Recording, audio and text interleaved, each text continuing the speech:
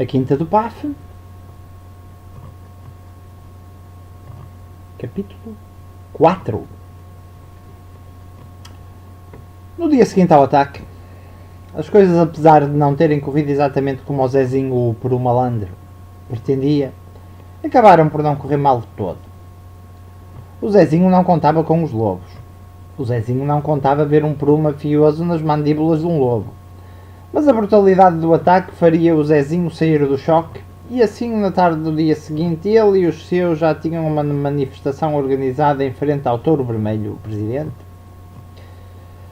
a pedir explicações sobre a forma como tinha gerido a quinta, como tinha confiado no sistema dos mochos, e exigir um governo autónomo que se preocupasse com um número muito maior de exigências que a vida de uma quinta em crescimento tinha. Então, o Zezinho discursou, e com a sua brilhante retórica de malandro,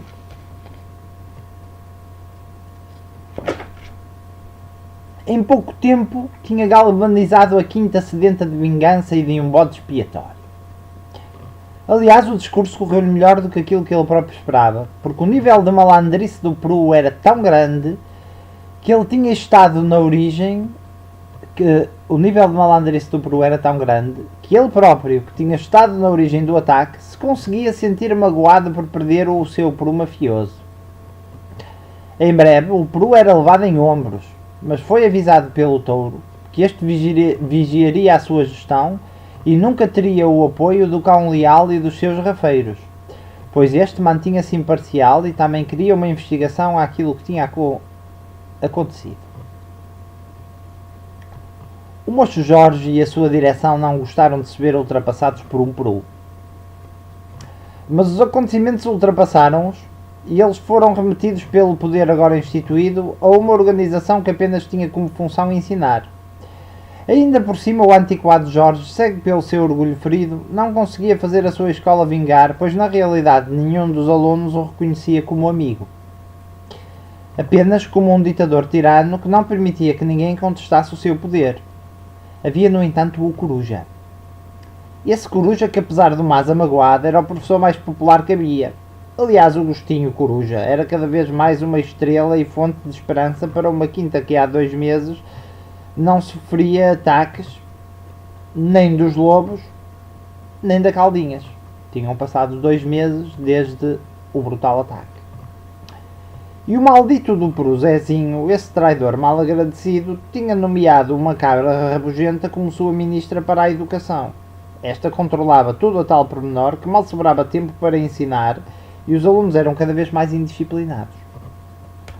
Jorge e o seu conselho de mochos nunca tinham percebido como as vedações tinham falhado. Uma vez um ratito que apanhou ainda chegou a murmurar a palavra Zezinho, mas o Jorge nunca ligou a impressões de seres que ele considerava menores e repugnantes, que só serviam para ser caçados e comidos, e este teve o mesmo destino. Na quinta, agora o cão feroz era o guarda do Zezinho, era o guarda-costas do Zezinho, que até tinha conseguido aumentar a produção, à custa de uma mentalização para o trabalho.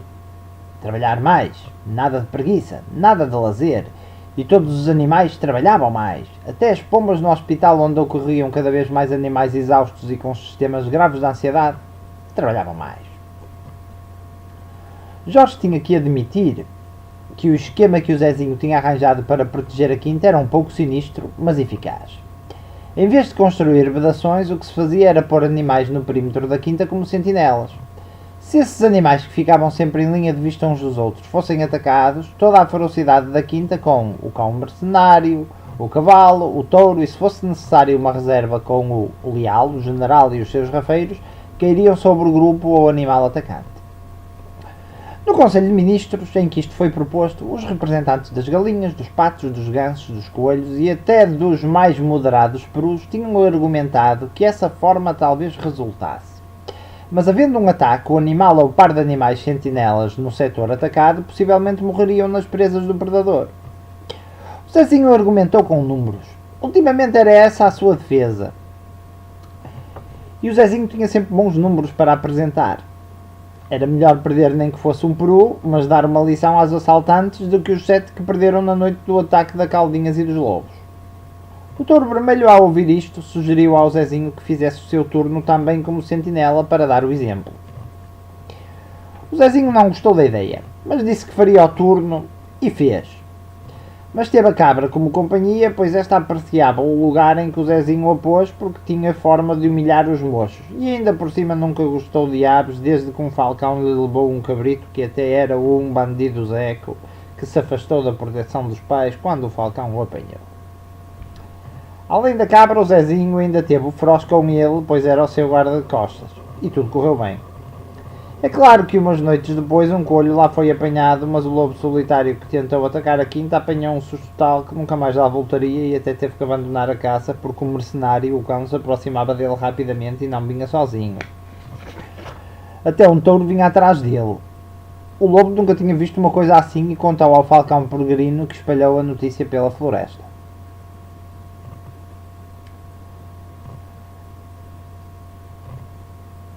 Bolas! Lá vinha outra vez o Agostinho Coruja atrasado e o moço Jorge, que já o tinha avisado, admirava-se com a vontade dele. Entretanto, os alunos deliravam com a sua vinda.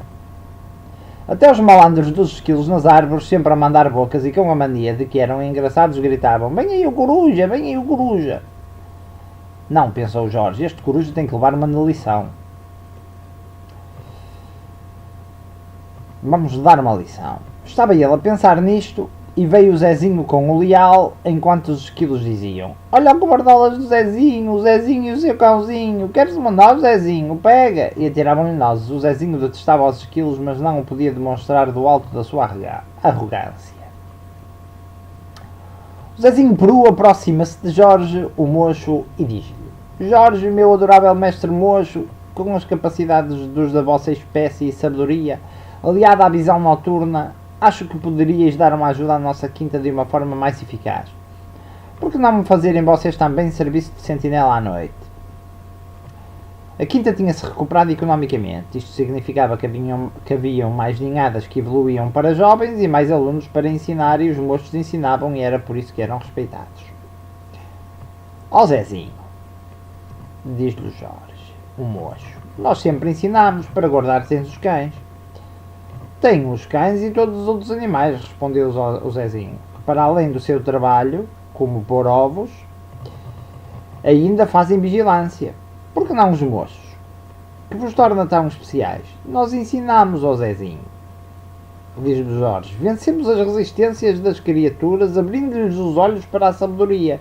As criaturas oferecem resistência à aprendizagem. Aliás, agora estão cada vez mais indisciplinados. Nós estamos cansados." "Oh, mestre Jorge", responde o Peru, "dá-me a impressão que vocês estão preguiçosos. Preferes então que diga aos outros animais que vocês se recusam a fazer o trabalho de sentinela?" O Zezinho não era parvo. Sabia que o Jorge era um tipo de aparências.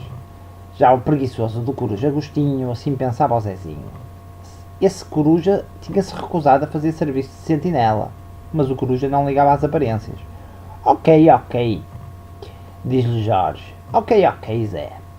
Eu vou dizer ao pessoal. Ótimo, Jorge, ótimo, respondeu Zezinho. Por um malandro, por um malvado, pensou o Jorge. Mas fraco como era no seu fundo e nas suas convicções, tinha-se dito.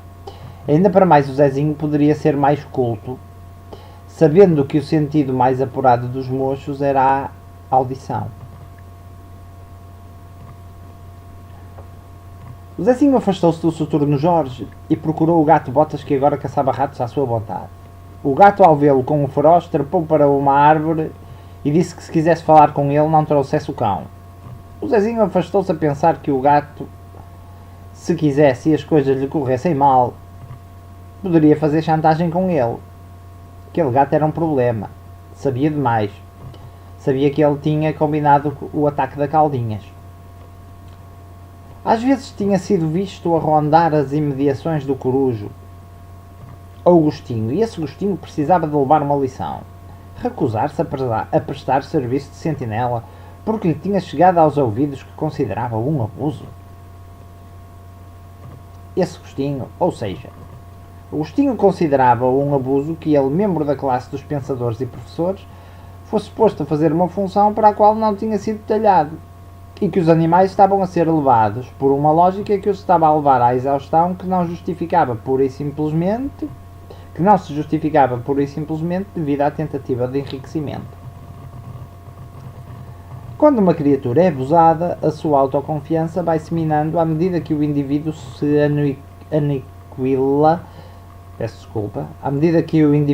aniquila ao bem comum, que no fundo, ou do qual no fundo, alguns e só alguns parecem usufruir.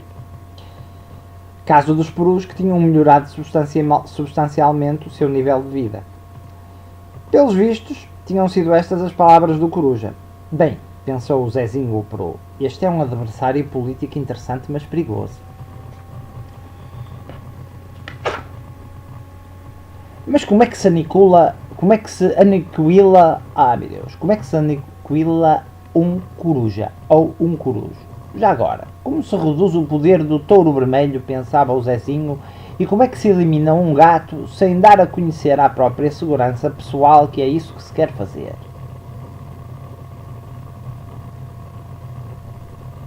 E por hoje, aqui fica o capítulo 4. Espero que gostem. Dentro de pouco, se Deus quiser, outro